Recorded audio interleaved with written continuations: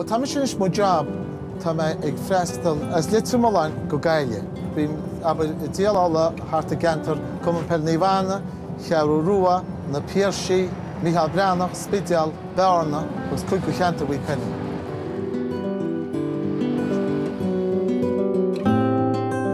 Támuid siar Ní Bheanna, Cumann an bheagmuid. Támuid siar ag déanú uathar, spáin menisite, na ag siacht nos a báthar niste in chéad stopile na Basta.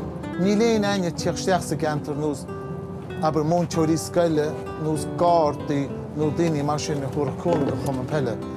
Is muid héana i lugtá dhéana go deonach. Nis beidir go leor daoine go gceappa díos nach móra na Cumann Peile Ní Bheanna.